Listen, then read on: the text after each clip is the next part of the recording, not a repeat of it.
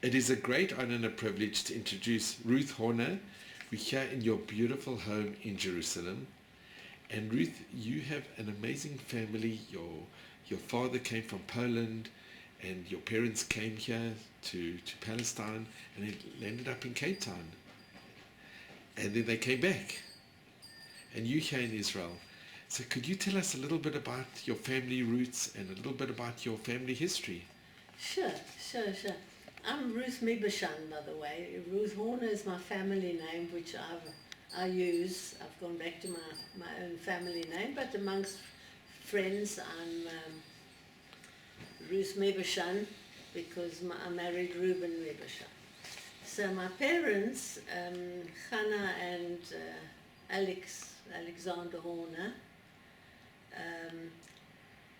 used to tell us about their history. They wanted us to know the history.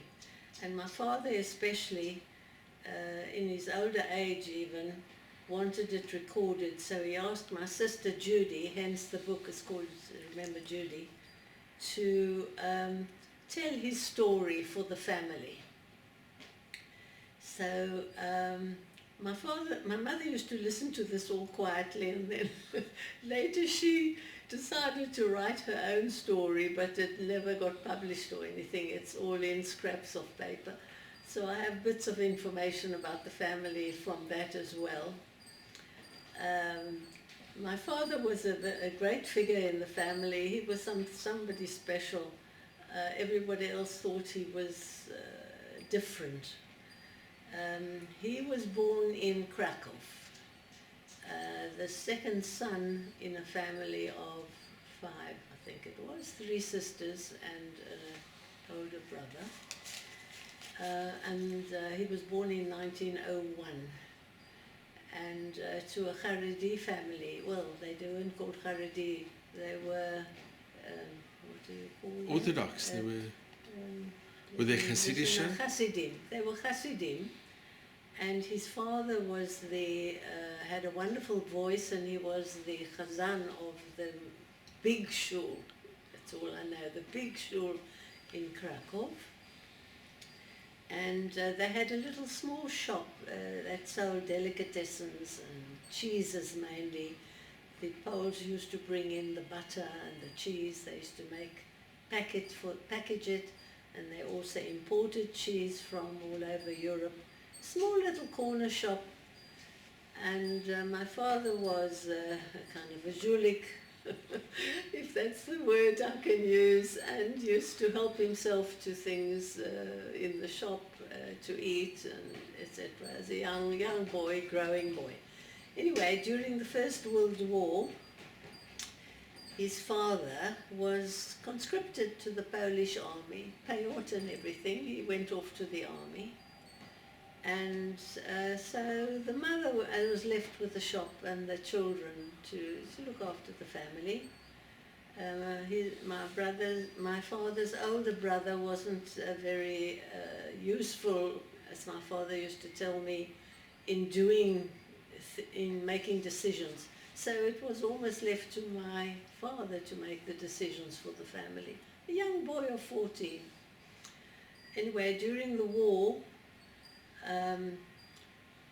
he got involved with the youngsters in the area, young Jewish boys, and he joined a group of young Jews who they took arms from some of the soldiers who were discharged from the army, and they used to go out protecting the villages around Krakow from pogroms. There were no pogroms in Krakow itself, as far as I know, but they were in the villages around, and he formed this he was part of this Jewish league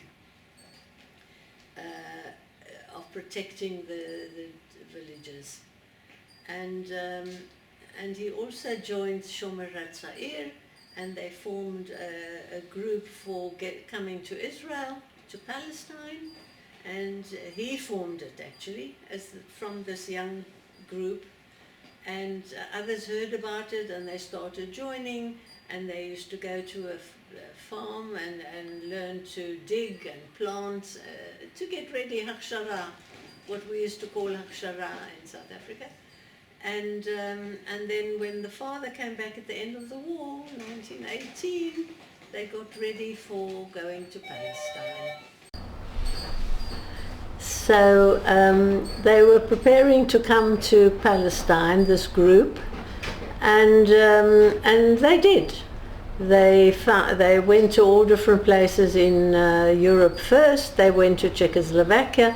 My father had family in Czechoslovakia, so that was one of the reasons they went to Czechoslovakia, to say goodbye to his family who were living there.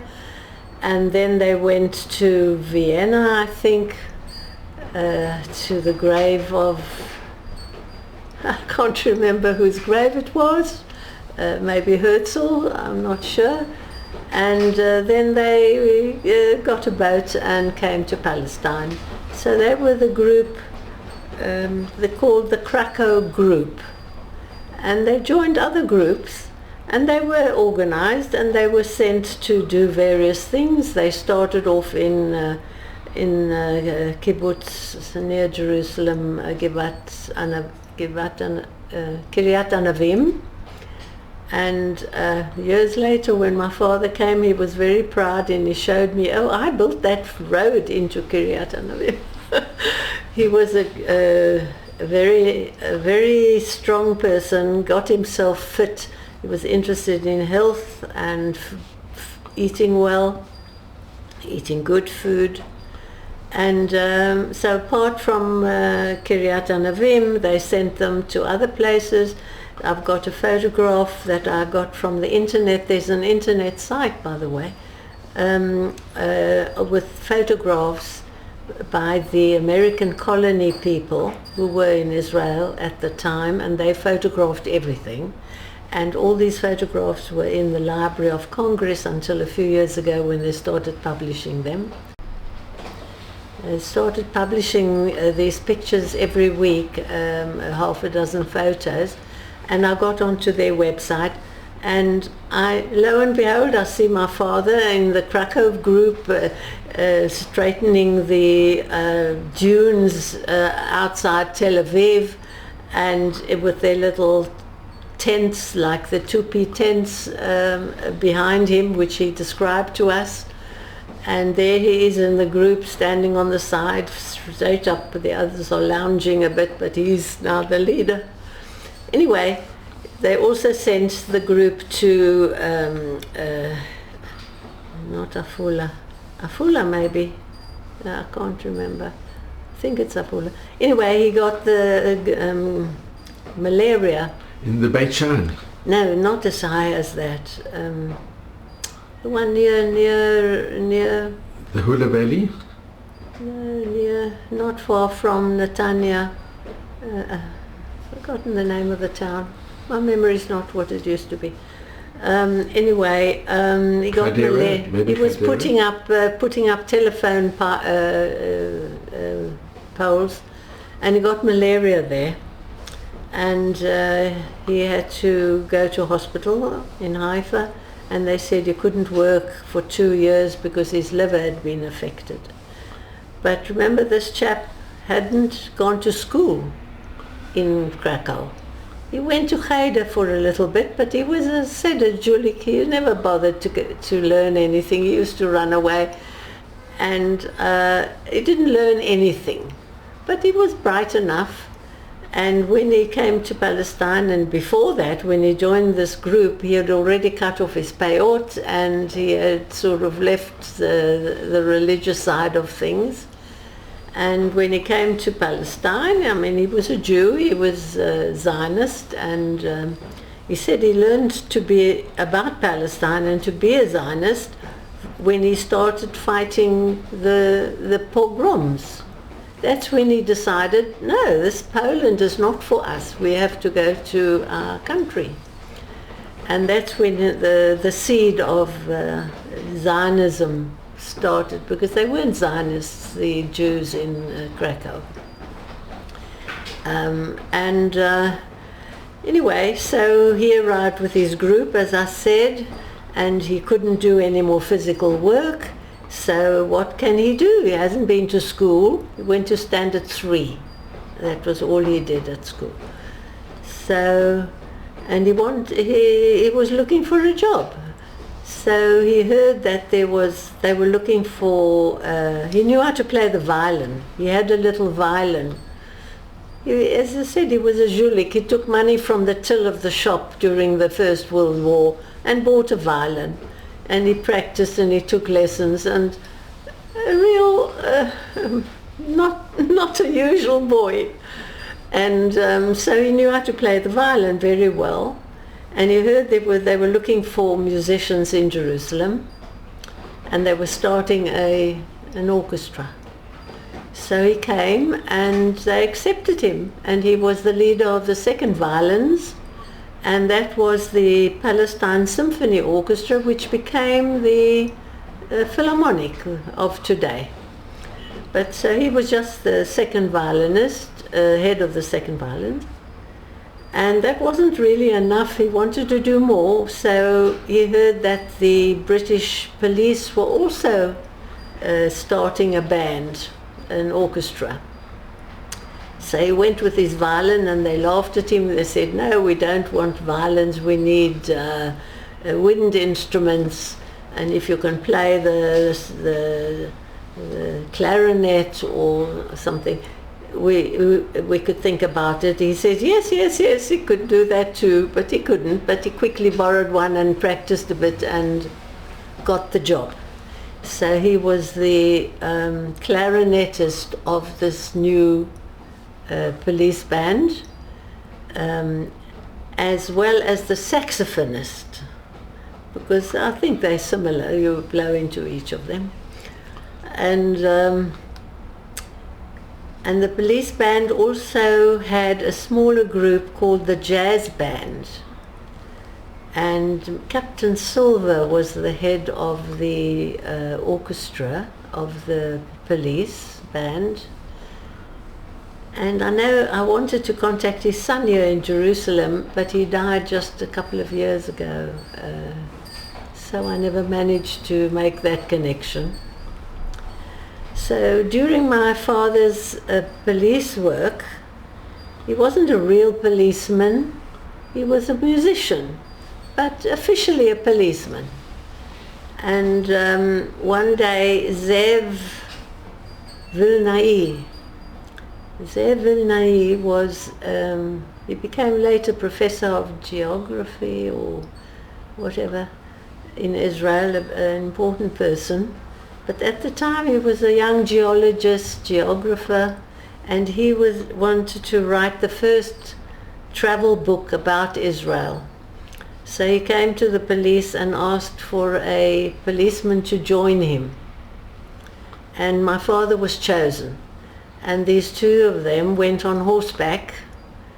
My father had a gun, and he was now protecting this chap, Zev.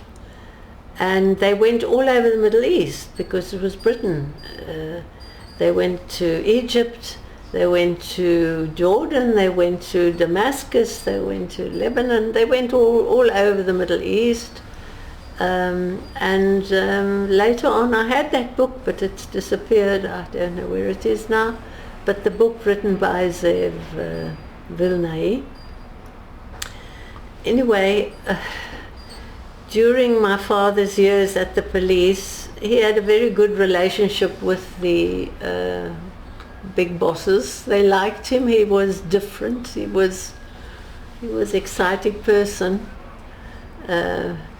But he decided he wanted to be a doctor. What, a chap who goes to school up to standard 3. So they allowed him every day during his police time to go to school in Jerusalem with the younger boys. And he got his matriculation in the gymnasium in Jerusalem. And he remained friendly all the years, even from South Africa. He used to write and keep in touch with his schoolboy friends who were many years younger than him, because he was in his late 20s already. And he got his matriculation, And they liked him also, and they helped him get to write and get accepted for studying medicine abroad. And he got accepted with a full scholarship and was waiting for the papers to arrive with the money for the boat, etc., etc. But then we come to 1929. And in 1929 there were riots in Jerusalem. And they said to my father, well, you're now a policeman. We need you as an ordinary policeman. And you and another chap from the orchestra and 2 Arab policemen have to go up to Beit Vagan, where you live, to protect Beit Vagan. Beit Vagan had 12 houses, little houses with gardens. It was Beit Vagan, that was what it was called. And they were due to be attacked from the other side, from Malcha, by the Arabs. So can you imagine the thought of the British police to send 2 Jewish policemen and 2 Arab policemen to protect Beit Vagan against Arabs? Who knows if the Arabs themselves didn't live on the side of the attackers. Anyway, my father wasn't very keen to tell us the whole story of what happened there. But I went into it later, and from what my mother tells us, I've pieced together the story. A Jewish policeman was stabbed to death by the Arab policeman. And then he tried to kill my father as well with a knife, and he cut his upper arm right down to the bone. And I always, as a kid, I used to ask my father, why is there this big dip in your upper arm? And he would brush me off and say, oh, it's nothing, it's nothing. But my father came out of that alive. So I presumed that he dealt with those Arabs, the 2 of the Arabs. He must have. How could he have come out alive? Because the rest of the story I heard from my mother's younger sister, much younger than my mother, 11, she was 11 at the time. And I can jump now to my mother's story, I think, to bring this in. My mother had also come to Palestine with her family from Poland, from Radomsk. My mother was 15 in the middle of her matric, and she stopped her exams in order to organize the family and the larger family, the 2 aunts as well, with their family. They all came together, and my mother, 15 years old, was amazing. She organized it all. And they came to Tel Aviv, and the father had come earlier to get a house, and he took a house in Neve Tzedek, a big house. And I went to see this house years later because I remembered the address. I used to address the letters from my mother in South Africa to her mother in Neve Tzedek, so I knew the name of the road, Shabazi Street, and I knew the number. So I went to see this house. So it was a big house with a big empty patio in the middle, with an oven in the middle, and the rooms all around, with stairs going up, metal stairs with a second row. The house is still there, but it's all very fancy now. I stood there, and the owner let me enter to visit this house. But anyway, my mother came with all her family. Well, what year did your mother come? 1920. She was born 1924, I think, 3 or 4. My father came earlier.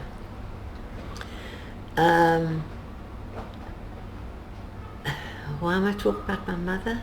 Oh yes, so my mother left the family in Tel Aviv in this one place with all the three families living in each one in a room with all the children, and she came to Jerusalem.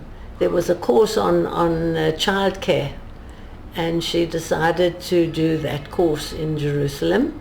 So she had to work to get money for the course. So she worked in a tailor shop or in a dressmaker shop, sewing dresses and fixing things, and worked in restaurants, etc. Anyway, she joined the course and finished the course, and then Thelma Yellin Bentwich, if the name means anything to you, the Bentwich family from England, but Thelma Yellin was a daughter.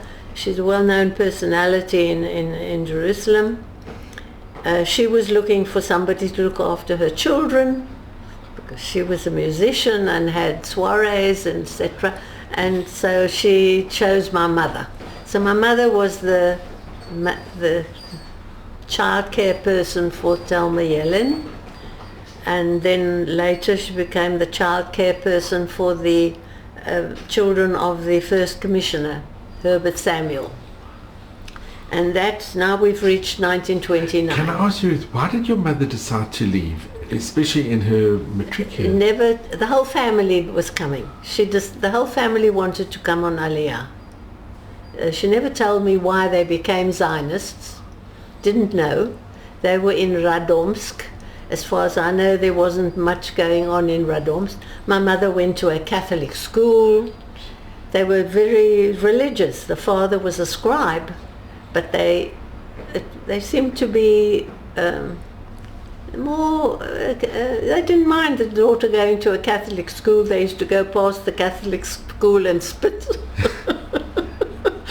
Excuse me. But she used to say that, and they used to change the prayers, you know, to make them Jewish rather than Catholic. All those tricks they used to do, but they also learned French. It was a different kind of setting, but they still wanted, the whole family wanted to come. Mother, two aunts with husbands and children, they all came at the same time. So now at 29, my mother was working at the High Commissioner, and the other family, the rest of her family was still in Tel Aviv, and the father was a scribe writing scrolls, Torah scrolls, and he needed ink and he needed parchment. So he sent his young daughter. You might know the name from South Africa, Bobrov. She became a Bobrov. Okay, but she was the daughter, my mother's young sister, also very bright, aged 11. He's put her on a bus and said, go and buy at the shop in Rehov Yafo, Jaffa Street. At the last bus terminus, there's the shop for the parchment and the ink, and then you get on the bus and you come back. So she came and she bought the ink, etc. And it was 1929 and the riots, and there were no buses going back. So she didn't know what to do. So she gets in touch with her sister at the High Commissioner's house, wherever that was. It wasn't on the later, when it was built on the new big one. And my mother tells her younger sister, well, go and sleep in my boyfriend's room because he's on duty. He's not there today. 1929. So where was my father's room? He managed to rent a room in Mishkanot Sha'ananim. There's that long house of the Montefiore house, and they gave him the last room. I went to visit that room. It's a hotel now. I suppose they put him there because of the noise he was making practicing his music, maybe.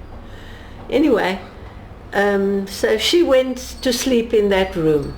It was open, and she went to the room there. She spent the day there. And she could sleep there if it was night, but it wasn't night yet. And then all of a sudden, this man turns up carrying a dead body on his shoulder. Her brother-in-law, who she hadn't met, wasn't a brother-in-law, her sister's boyfriend, who she hadn't met before, in his uniform of policeman, carrying the dead body, his blood pouring from his arm. So she tore a sheet and 11 years old, she tore a sheet and tied up his arm and washed his, as she told me, she washed his uniform just a little bit in the front. And then he went on carrying this dead body of his friend down the Mishkanot, down the whole area to the old city, to the Kishla, to the police base next to the Tower of David was the police station. And I've got photographs on that police station. And so she told me that story. When did she tell me the story? When she was far over 100 years of age in Savion. Because when my parents, I didn't tell you, they ended up in Cape Town, right? And she came to Cape Town to join them and then married Jack Bobroff. That's in Cape Town. How did your parents meet? So there, my mother used to go in Jerusalem when she was in the in this training course. You know, there wasn't much to do in Jerusalem. She used to go to the sports days. There were open sports days. And my father was a great sportsman. And she says she fell in love with this guy's legs. He was he was the fastest runner in the Middle East. That was what he was called, the fastest runner in the Middle East. And he has so many stories about how he used to beat certain people in the races and they wouldn't forgive him, etc. Anyway, he got medals, lots of medals, gold medals, which he brought to South Africa. And I, as a child, and my sister and two brothers, we used to play with these medals. But then he sold them later to get some money because we were very poor in South Africa. But anyway, so she met him from the sports thing. And then later, he used to come with his jazz band from the police to the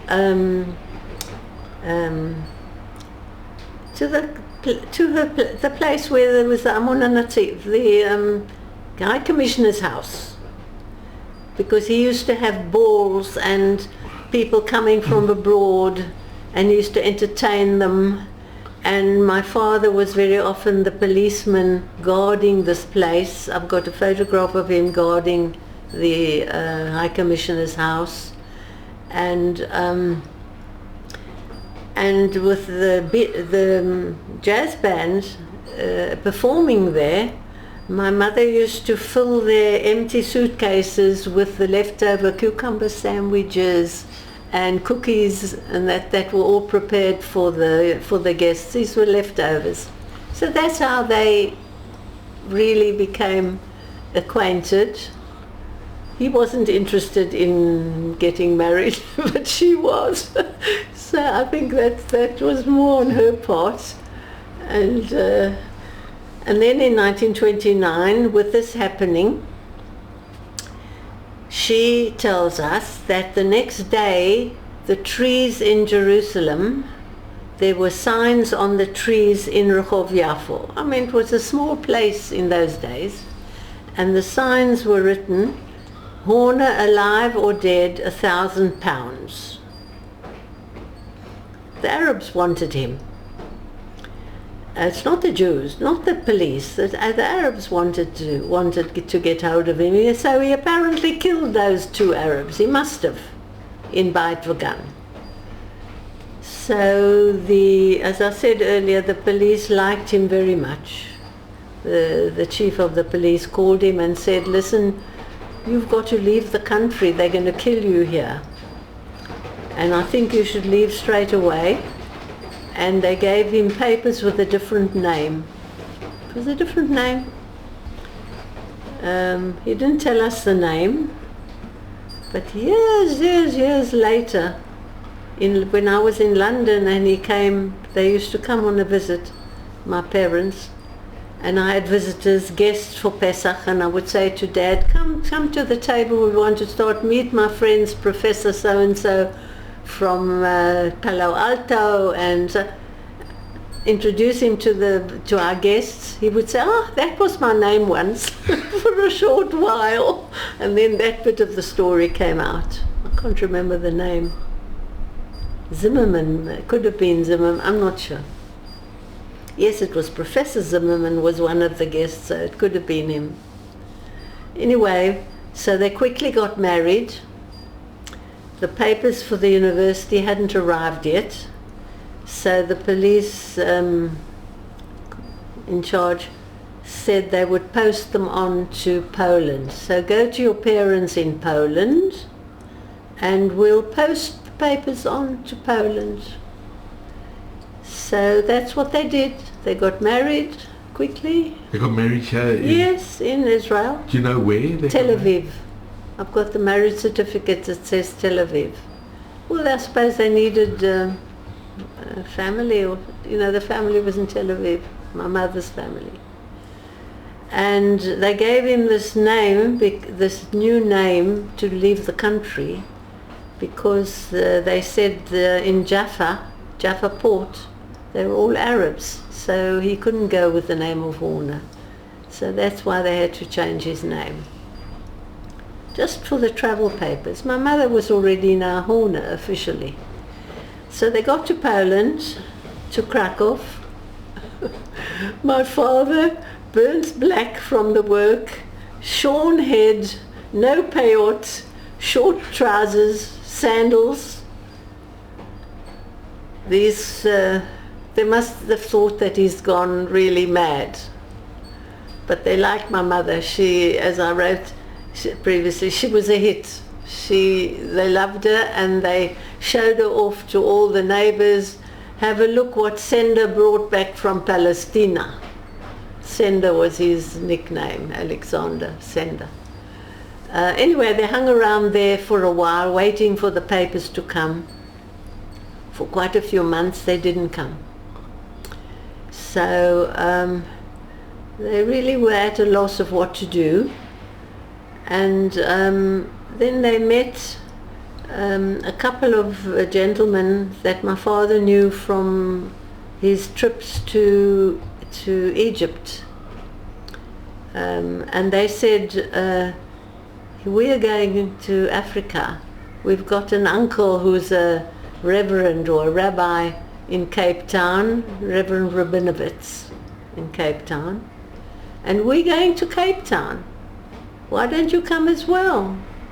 So they thought, well, why not really? I mean, they can't stay in Poland. My father couldn't anymore, looking like he looked and without really a good religion, and he wanted to study medicine anyway. So they worked. My mother worked in all sorts of things. She was in a laundry, a Chinese laundry, learning how to iron. She taught me how the Chinese iron, and I was expert ironing at shirts when my husband was alive. And my father did ordinary laboring. They got money for the boat trip, and they borrowed money apparently for, you had to have some money when you came into the country to prove that you weren't destitute. So they borrowed a little bit, I can't remember, I don't know from whom.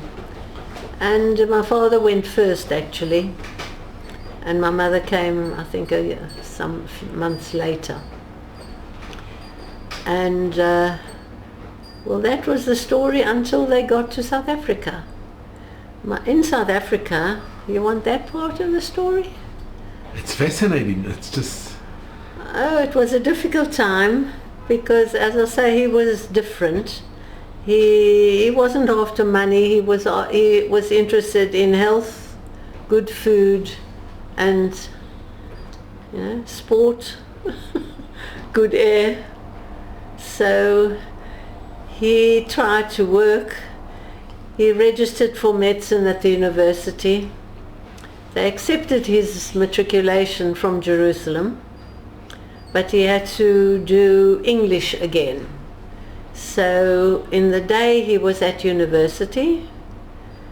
In the afternoon he was at the college, the technical college, doing his English matric, but he needed money. And in those days every movie house had an orchestra. And so he played in the orchestras of the various movie houses to make money, and that was in the evening. So he had a full day. And he also played in the band. There was a band of the Cape Town Municipal Council that played in the gardens. You're not from Cape Town, so you don't know Cape Town. Cape Town's got beautiful gardens. I know that. I've been there quite a few times. The gardens, the garden shul next door. It's beautiful. Yeah. So, and the Dutch built that garden for vegetables in the 1600s.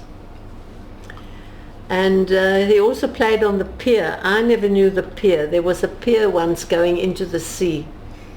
And they had the band going there on the weekends, and that's where he used to play. So he managed for 2 years this in university, and he had to stop because the movies now became talkies. They didn't need orchestras anymore, so he didn't have work. So he stopped his medical training in the middle of his 3rd year and thought he'd go back again sometime in future. But he never managed. But he has 3 children who are doctors, and he read all our journals and all our books from cover to cover. So I think he was more of a doctor than we were, almost. Free with his advice, of course. And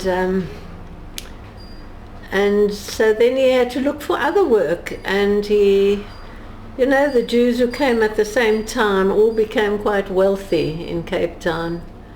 But he couldn't do, he tried the kind of work that they all did. They all started as selling, buying and selling. They would buy cheaply, wholesale, and then sell at a higher price, and they would form a collection, you know, collect the money for the payment.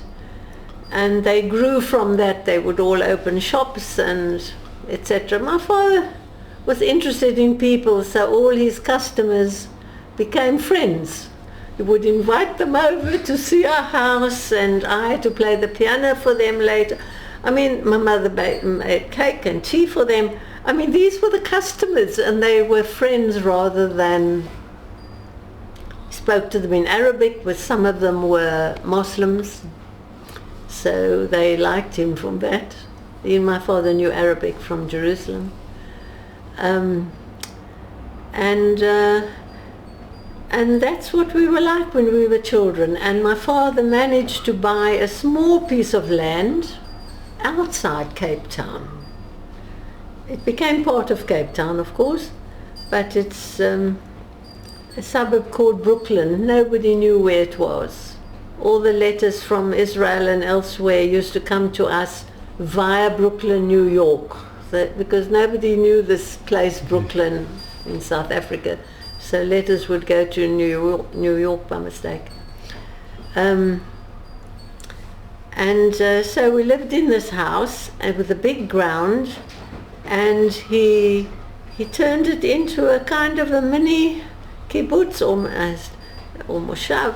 We had 2 cows, we had 2 goats, we had lots of chickens, ducks. I was in charge as a child of the duck pond. I used to go and sweep it out every day. He dug a well. We had all the minim, all the trees in the garden, vegetables. I mean, that was what he thought was important in life, you know, education and music. So we all studied music. We didn't get anything fancy. Clothes we never got. Rosh Hashanah, okay, I got my sister's dress shortened for me, and she got a new one. which my mother made, things like that. We were very poor, and we had new shoes, of course, on Rosh Hashanah, because our feet were growing, and that was the only pair of shoes we had. I mean, when I went to university, I only had my school shoes. Can you believe it? 16 years old, and I had only school shoes. It's unbelievable, because I wasn't a demander. My sister Judy, who did the book, she demanded things. She demanded.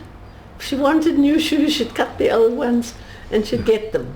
And I was more of a realist. I understood the situation.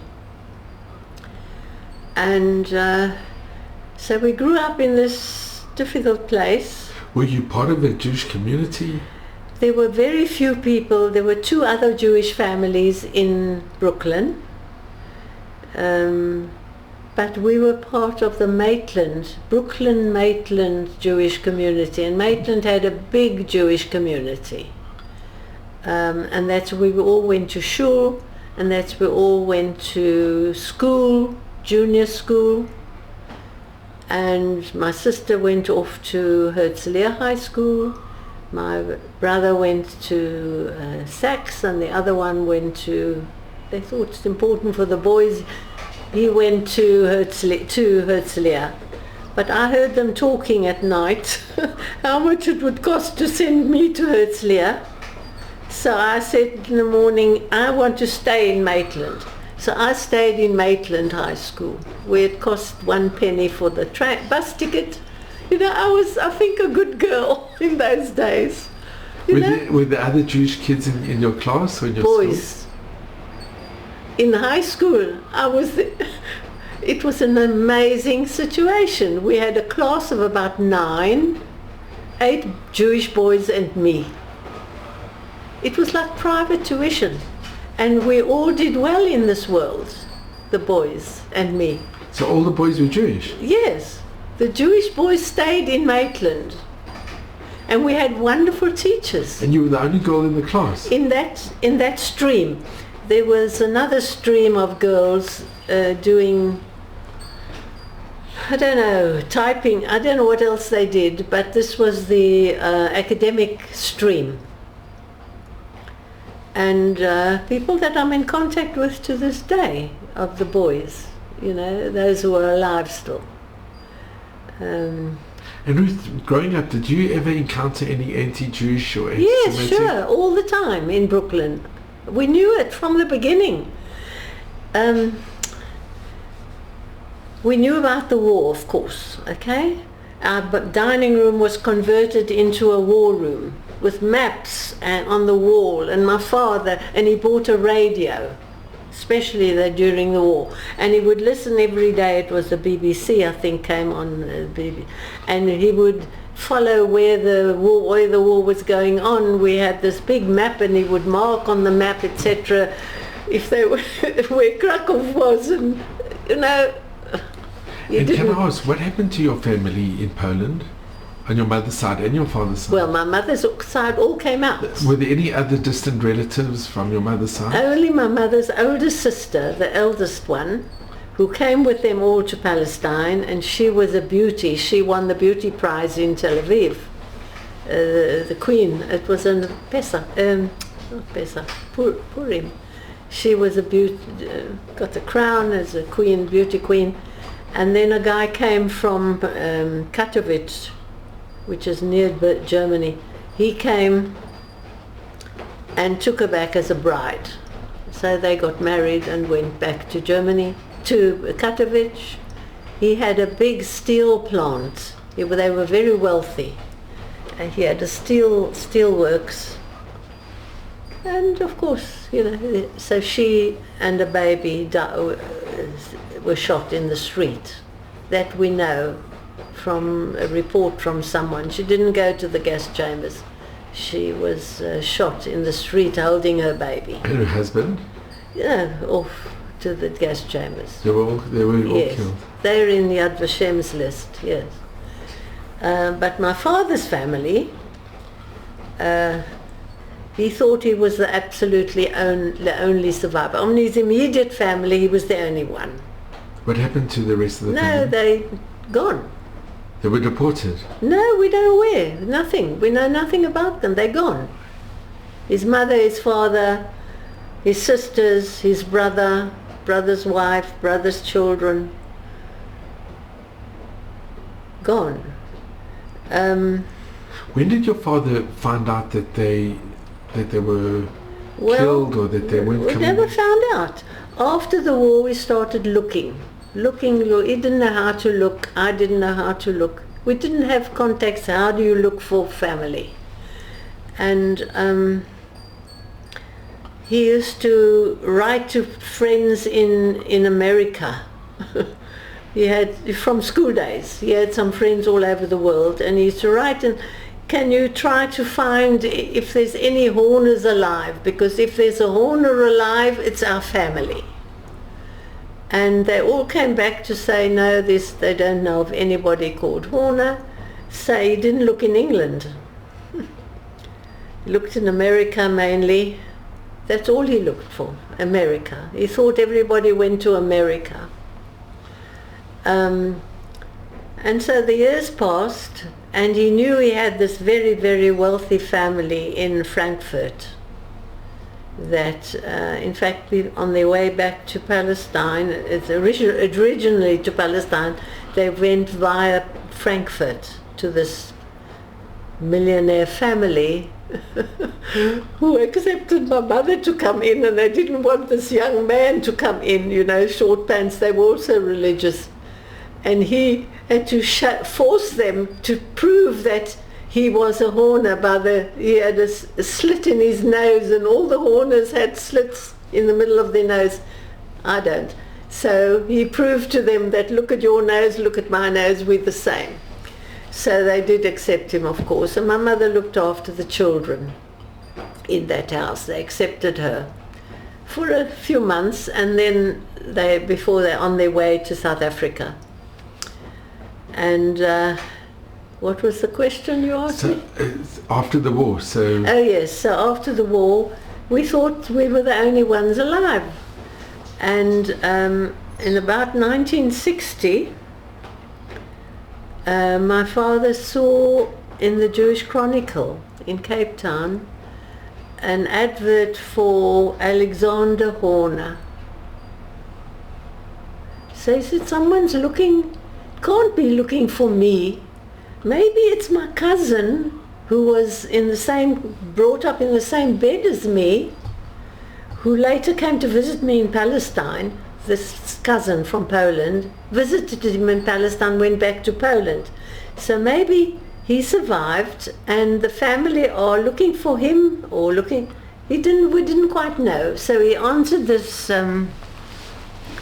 advert, and it was the cousin's daughter who had survived, and she wasn't looking for her father, who she knew had been shot, trying to escape somewhere. The father was shot, but she survived with her mother in Poland, and they managed to get somewhere, I think, I'm not sure if it was Switzerland or not, but she managed to get put into a nunnery, with the nuns. A convent? A convent. And the mother was blonde. She went off, and amongst the people, I suppose, she survived. And this young girl who was my age, so she wasn't very old. She's a year older than me, so she couldn't have been very old. A young kid ran away from the convent. And she was picked up by a gentleman who said, come into my house. And he took her into his house. He was newly married, a Christian man, Christian wife. And they looked after her for a few years. And then the mother came to claim her at the convent, and then found that she had run away, and then asked around, found her. Okay, so she found her, they went to Belgium, and she lived in Belgium. And when she found her, they reconnected? Yes, it was only during the 2 years of the war that she was there. The first she was with her mother, then later with the convent. And then she went to Belgium, became super duper wealthy with a husband in the diamond business, who later came to South Africa, had a diamond mine and aeroplanes, very wealthy people, extremely wealthy. But we didn't know at the time. Here she was, not married, chosen to be a hostess on the Brussels fair. There was a Brussels fair. After the war, each country used to have a fair, and that was the Brussels fair. So she was actually looking for my father, because she knew that from her father, who had visited my father in Palestine, and knew that my father had gone to South Africa. That bit of the story she knew. So she put the advert in the paper. So we have contact with her, and I have contact with her. And as I say, they're very wealthy, and whenever there's a wedding, I go to it all over the world. Weddings, bar mitzvahs, grandchildren's weddings. We had one 2 weeks ago in the Tower of David. They took over the Tower of David. But a previous grandchild got married in the Israel Museum. And now this is the bit of the story that brings it together. I was sitting at the table, they took over the whole garden of the museum for the party, with tables under these enormous tents. The museum was open all night for the guests. And I'm sitting next to a young gentleman, lovely man. And, you know, I always talk to people. So I said, and what are you doing at this family gathering? So he said, well, I'm friendly with the grandmother. How? I said, so what, how? So he said, well, my father during the war looked after her when she was a child. He took her in and looked after her. He didn't know because he was too young. They'd had this boy after the war, right? He was a young man, and he had an art collection, and he was an art dealer, a big shot in Switzerland. And he died some years later, very young, so it was a tragedy. But he told me the story of his parents taking in this girl who was from the nun place. And he told me an amazing story. His father was dying, and on his deathbed he told him, because the wife was Catholic, a very, very religious Catholic, and the boy is Catholic, the man that I was sitting next to. And he said, my father told me on his deathbed that he was Jewish. So no wonder he picked up this girl and brought her home, the child. He knew she was Jewish? Yes, she'd run away from the nuns. You know how the stories are interwoven with us Jews all over the world, and he came for the wedding? Huh? He came for the wedding? He came for the wedding, yes, of her grandson, yes, who married a girl from South America. Our family is spread all over the world, and that whole wealthy family from Brussels. I used to go everywhere with the bar mitzvah to Canada, to Dallas, to Belgium. I mean, I used to go. I used to feel this is family. My father told me, you know, we haven't got family, you must keep to your family. So I do, to this day. 2 weeks ago, the wedding. And they like me, we're in touch, so that's it's wonderful. Lovely, yes. So that's my father's family. But more recently, I discovered some more family. I told you that this family in Frankfurt were also very wealthy people before the war.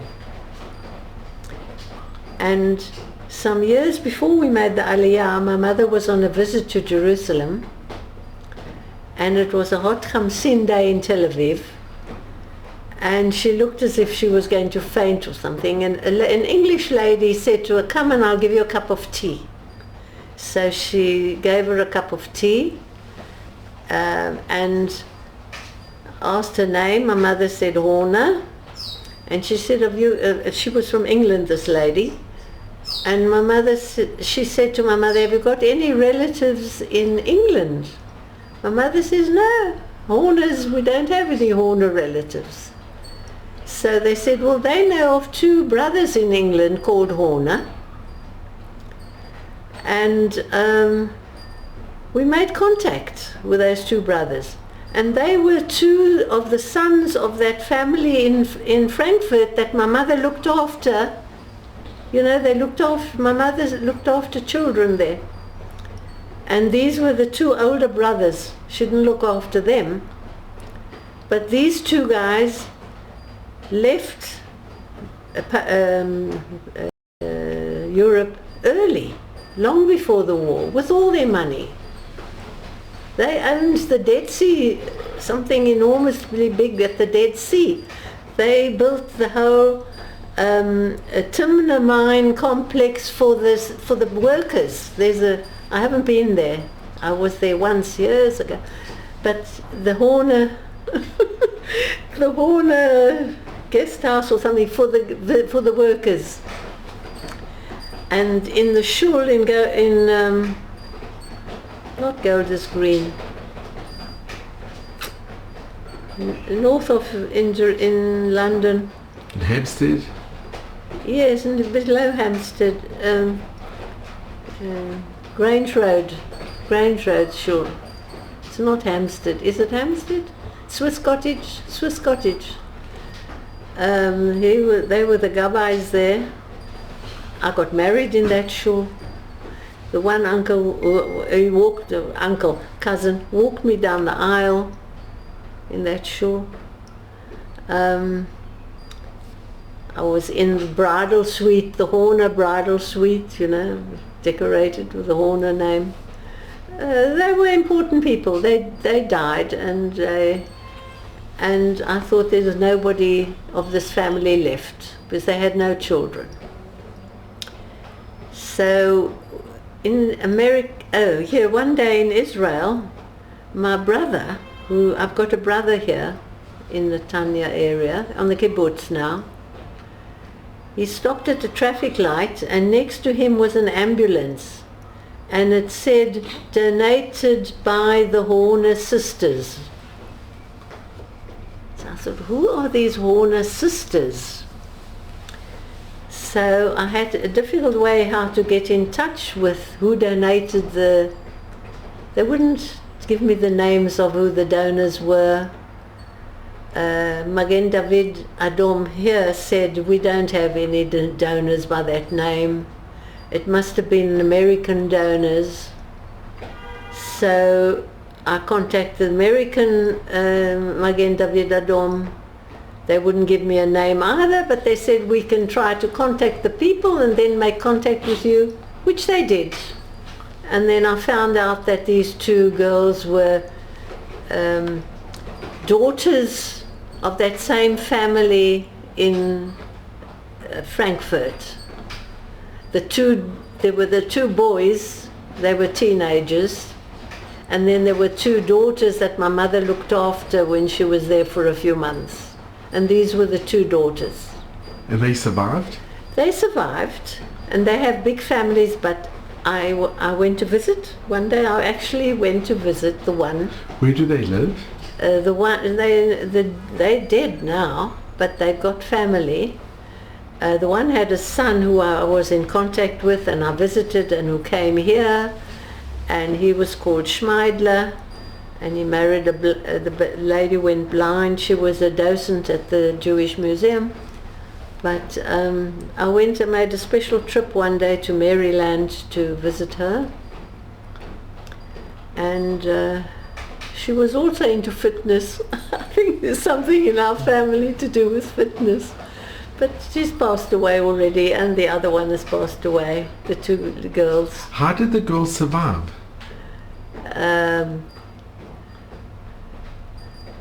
I don't know. I think they must have left also before the war.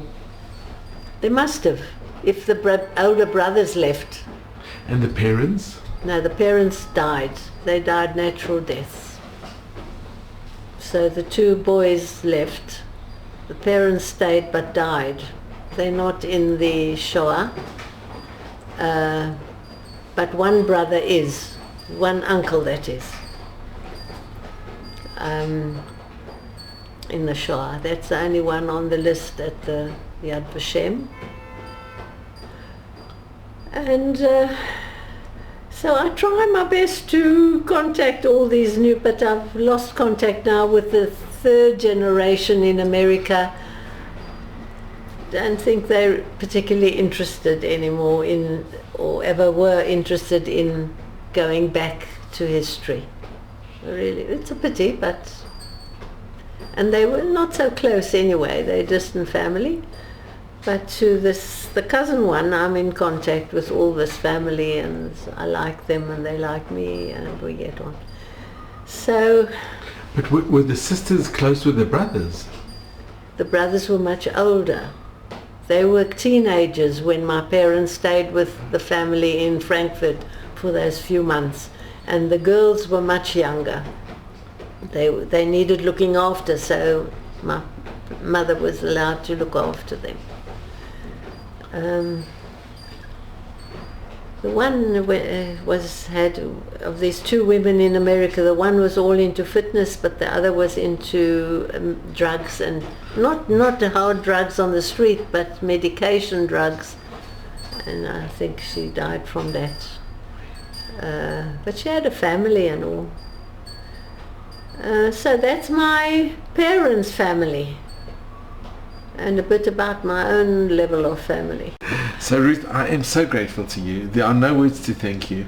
I think if we look at the book that your sister wrote, Remember Judy, remembering about your family and your parents, it's really remarkable what your parents achieved. What they went through. And you know, your father must be so, and your mother, so smiling from above that three of their children did medicine, and you were like amazing how you saved so many children's lives, so many babies, and you were so dedicated. You must be one of the most dedicated doctors that this country's ever seen. No, really, don't exaggerate. There are many doctors. Amazing. You're exaggerating. Not at all. Not at all. Ruth, I think you are unique. Ruth, you are unique. You are so sincere and so dedicated. And hearing your story, and it's just been such a privilege and an honor to be here. Thank you very much. I'm so grateful to you. I'm sorry I just went on and on ad-libbing as much. Wherever it took me, backwards, forwards, backwards again. It is just fascinating and unbelievable. I just have to mention one thing, which I'm very upset about, that you experienced such anti-Semitism. I, on the other hand, when I went to university at Wits in South Africa, I went with a kippah on, they accepted me. If we had to change the exam, I was talking about younger age, when I was a child. But I never had that experience. At university, I didn't feel it. I didn't feel it at the university. In fact, with the 6-Day War, on that day before I left, or a few days before I left, I got lots of letters and wishes from all the non-Jewish people. No, I didn't feel anti-Semitism at university. But as a child, I definitely did feel it, because I grew up in a non-Jewish area. I lived in a non-Jewish area, and things like that. But I think it's so important that we have our own country, and that we can feel free in our own country. Absolutely. I came back. My parents came back also. I mean, we were always going to come back. We had family portraits every year for a new passport. And every year it was delayed. We're not coming back, we're not coming back, we're not coming back yet. Not yet, not yet. This one has to finish junior school, this one has to finish high school, this one has to go to university. So every year they put off the coming back. Well, I'm so grateful to you. And thank you. And you should just be blessed. And You are amazing, and I am so happy that I was here. I'm extremely grateful. Stop with the praise. Ruth, no, really, it's been a pleasure. Thank you so much. It was quite nice chatting about these things which I don't have a chance to do. I'm extremely grateful.